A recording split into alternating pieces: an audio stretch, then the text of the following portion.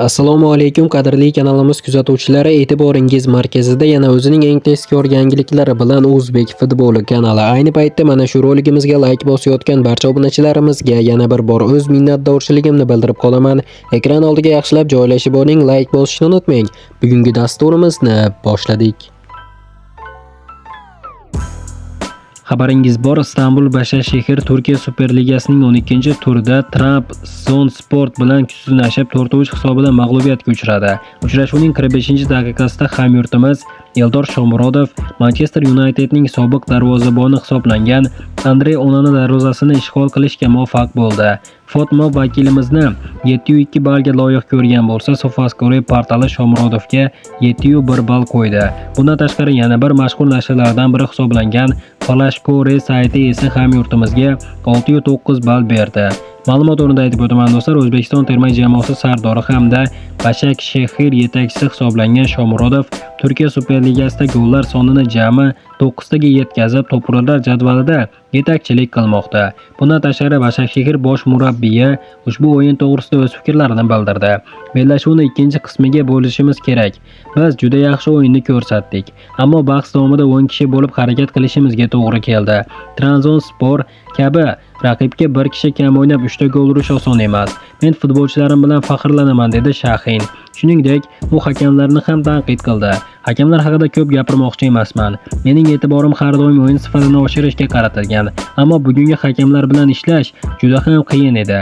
Ayrim xatolar sabab biz buning alamini tortyapmiz. Bu masala albatta ko'rib chiqilishi kerak. Ligamizda yaxshi futbolchilar, yaxshi jamoalar, yaxshi klublar bor, lekin hakamlar darajasi haqida shunday deb ayta olmayman. Bu mening shaxsiy fikrim.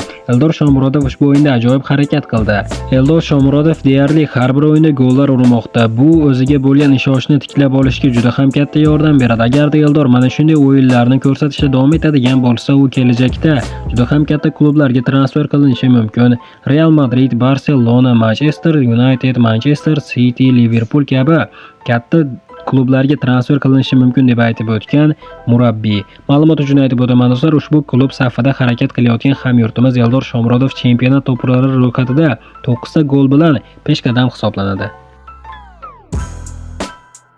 O'zbekiston milliy terma jamoasi va Paxtakor hujumchisi Igor Sergeyev yana legionerga aylanishi mumkin. Futbolchi Repalening Krila Soveto jamoasi qiziqish bildirayotgan va futbolchi bilan muzokaralar o'tkazilayotgani haqida xabar bergan edik. Eronlik jurnalist va sharhlovchi Adel Fernandesning ma'lumot qilishicha, Tehronning Persepolis jamoasi Sergeyev bilan og'zaki kelishuvga erishgan. Bu ma'lumotni Eronning Futbol 360 Live nashri ham tasdiqladi. Igor ushbu mavsum Paxtakor tarkibida umumiy 34 o'yinda maydonga tushib 24 ta gol urdi. Bu bilan birgalikda Superligada mavsum to'purari bo'lishga yaqin turibdi. U mavsumning eng yaxshi futbolchisi bo'lish uchun nomzodlar qatorida. Qadrli do'stlar, hamyurtimiz Igor Sergeyevning ham endi davri kelmoqda va u hozir Eronga transfer qilinishi mumkin. Albatta do'stlar, mana shunday hamyurtlarimizga omad tilagan holda kommentariyaga tushib, olg'a O'zbekiston, olg'a Igor, olg'a Eldor deb yozib qo'yishni unutmang do'stlar. Va mana hozirgi dasturimiz mana shu yerda o'z yakuniga yetdi. Videoni oxirigacha ko'rganlarning barchasiga kattakon rahmat. Video yoqqan bo'lsa like bosishni unutmang. Keyingi dasturlarimizda ko'rishguncha xayr, o'zingizni ehtiyot qiling. Sport Videos kanalimizdan uzoqlashmang. Tez orada ko'rishguncha do'stlar.